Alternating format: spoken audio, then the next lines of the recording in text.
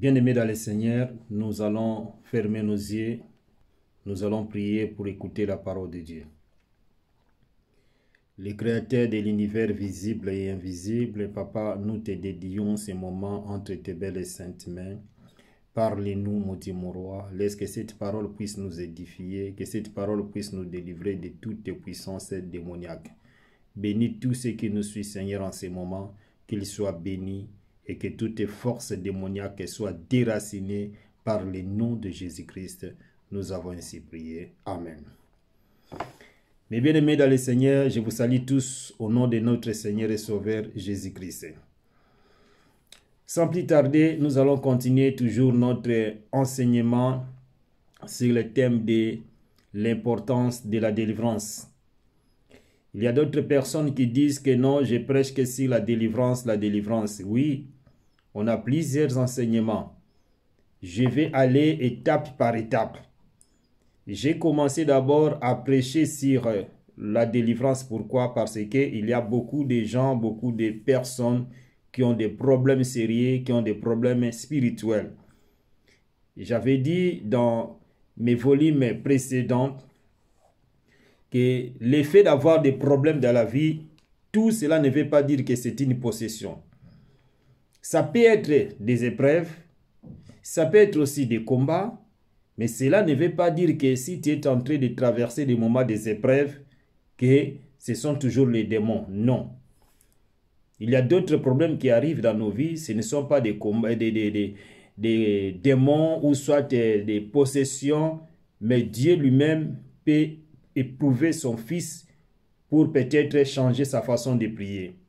Alors, moi je parle de l'importance de la délivrance pour que quand les enfants de Dieu vont écouter ces messages, ils vont comprendre si les problèmes qui arrivent dans leur vie, ce sont des démons ou soit c'est une possession, ils vont comprendre. Et s'ils vont comprendre que c'est une possession, ils seront obligés de chercher les hommes de Dieu pour leur délivrance. Alors, on a plusieurs enseignements. On a des enseignements qu'on peut prêcher le peuple de Dieu des années. Mais on va aller quand même en ordre parce que notre Dieu est un Dieu d'ordre. Ne soyez pas pressés, soyez calmes, soyez patients. Je vais arriver jusque là où vous voulez, soit les enseignements sur la délivrance, la bénédiction, la prospérité, tout, on va vous parler. Mais soyez patients. Ok. Je disais dans le volume précédent que la délivrance traite l'effet de briser les alliances maléfiques et révoquer toute malédiction. C'est l'effet de délivrer ta destinée. C'est-à-dire, le but de la délivrance, c'est de briser les alliances que nos arrière-parents ont signées avec les démons, avec les sorciers. Alors, c'est très important d'être délivré, c'est très important de passer à la délivrance. Et je vous avais même donné l'exemple de Hiel de Bethel qui avait bâti sa maison dans la ville de Jéricho qui était maudite par Josué. Mais Hiel de Bethel ne savait absolument rien, il n'était même pas né à cette époque. Mais après 400 ans, il a bâti sa maison dans cette ville de Jéricho. Il a subi les conséquences. À cause de quoi? À cause de la parole qui a été prononcée par Josué, le serviteur de Dieu. Et je vous avais expliqué en disant qu'il y a d'autres personnes qui sont nées dans des familles qui sont remplies de problèmes. Il y avait des gens qui avaient signé des pactes, alors ils ont vendu des familles et les descendants de cette famille sont en train de subir des conséquences sérieuses. Je vais donner quelques témoignages après, mais nous allons d'abord écouter la parole de Dieu. La délivrance a commencé depuis le livre de Genèse.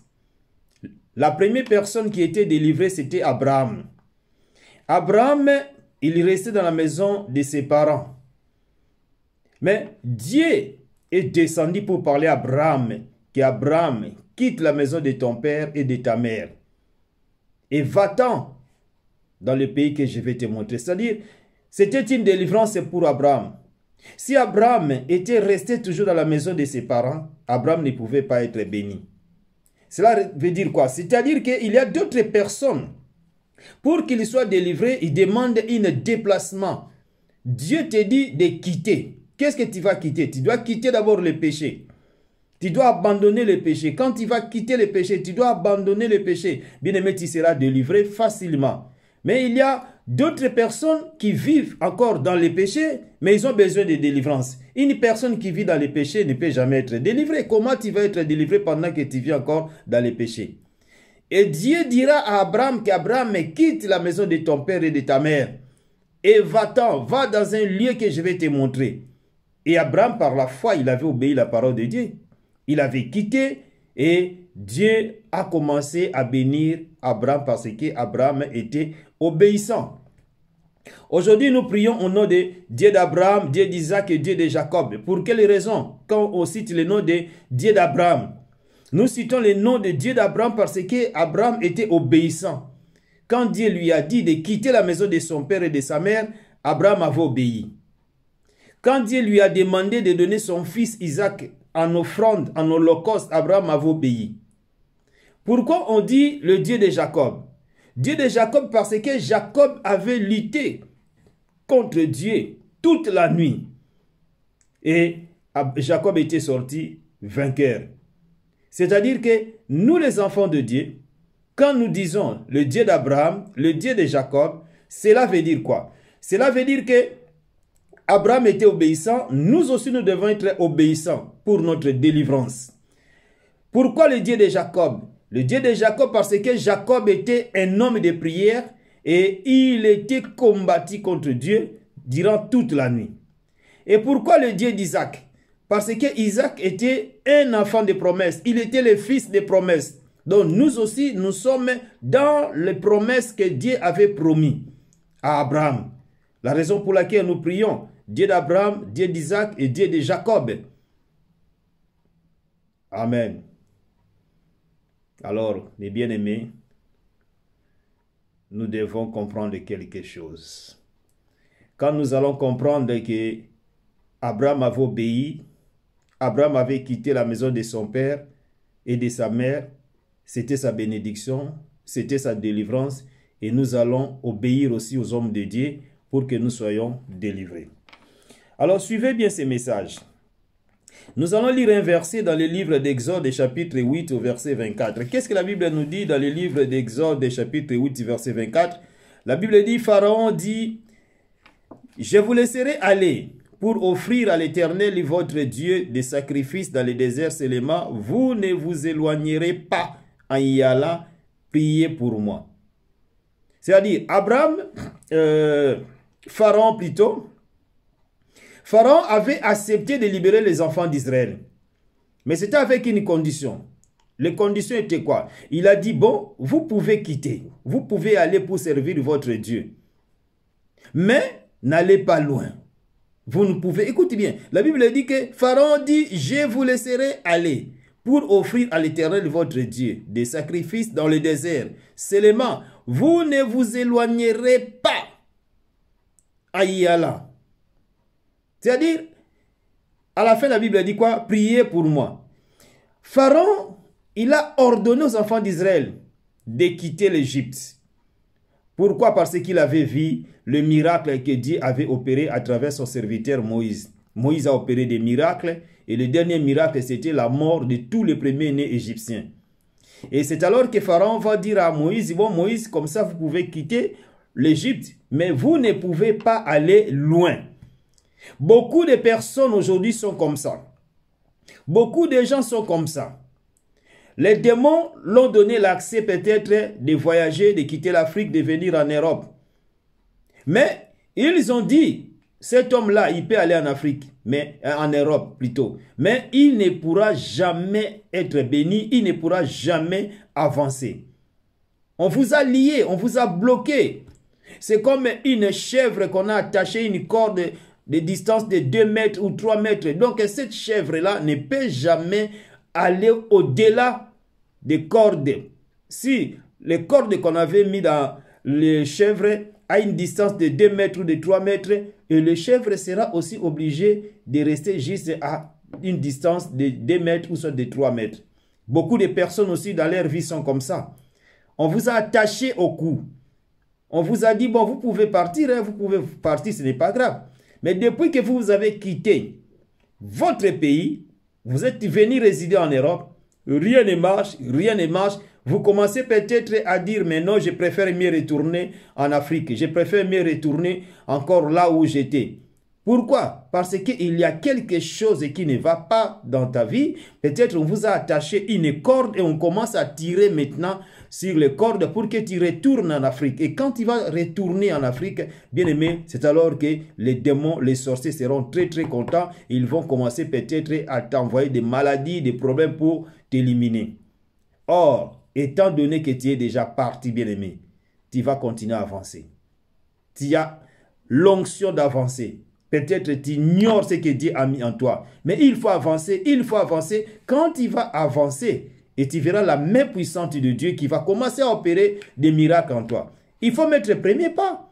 On ne peut jamais faire 1000 km si vous n'avez pas mis premier pas. Mais si vous mettez premier pas, alors Dieu sera avec vous dans les deuxième, troisième, quatrième pas et vous allez faire peut-être 1000 km, 2000 km. Mais si vous dites que maintenant, moi je suis maudit, je ne peux pas faire ceci, je ne peux pas faire cela. Beaucoup de personnes se sont mis en prison. Ils se sont possédés eux-mêmes à cause de leurs pensées négatives. Job nous dit dans le livre de Job chapitre 3, si vous lisez des versets 23 jusqu'au verset 25, la Bible dit quoi? Que ce que je crains, c'est ce qui m'arrive. Dans ta vie, pour que tu sois libéré, commence d'abord à avoir des pensées positives. Il faut enlever des pensées négatives. Puisque si vous avez des pensées négatives, bien-aimés, vous allez échouer et vous allez commencer à citer les noms des sorciers de vos familles ou soit de vos amis que vous connaissez. Mais oh, peut-être ce que vous devez comprendre est que le premier sorcier de ta vie, c'est toi-même. C'est toi-même qui es le premier sorcier de ta vie. Pourquoi? Parce que tu prononces que des paroles de négatifs, des paroles de négatifs.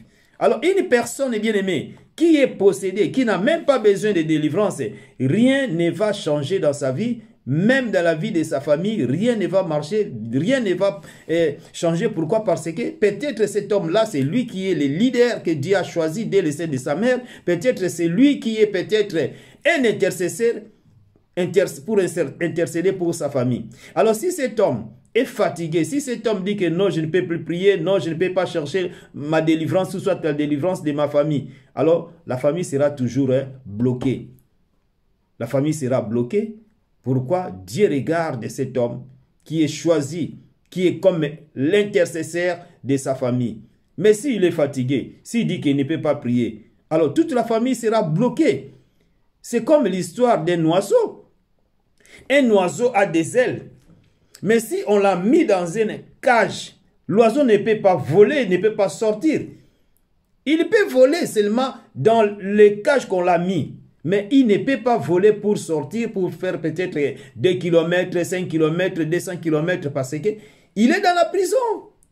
Et la raison pour laquelle, bien aimé, la délivrance est très importante, très très importante. Tu peux être chrétien, tu peux être intercesseur, protocole, mais tu as besoin de la délivrance. Puisque la délivrance, comme je vous ai donné la définition tout à l'heure, que la délivrance traite l'effet de briser les alliances maléfiques et révoquer toute malédiction. C'est le fait de délivrer ta destinée. Et si toi, tu n'y veux pas la délivrance, comment tu vas délivrer ta destinée? La délivrance est très importante pour délivrer ta destinée. Tu es là, tu es millionnaire. Mais l'argent que toi, tu vas là, tu touches peut-être 1000 euros. Mais oh, en réalité, en toi, il y a des millions, des millions, des millions d'euros et de dollars qui est caché en toi. Mais c'est par ignorance, tu te vois comme si tu es pauvre, tu te vois comme si tu es maudit, tu te vois comme si tu es malheureux. Mais or, tu n'es pas malheureux, tu n'es pas maudit, mais faute de connaissances. Alors, bien aimé, je vais m'arrêter par là. Que Dieu vous bénisse. Je vais continuer encore à vous parler sur la délivrance et après, je vais commencer à vous expliquer les étapes à suivre avant la délivrance et après la délivrance. Si vous avez besoin de me contacter, mon numéro de téléphone, c'est le 0033 659 93 62 94. C'est votre humble serviteur de Dieu, l'apôtre Francisco Nathan.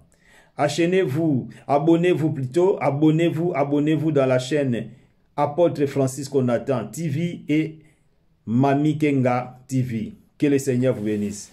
Merci, bye bye, ciao.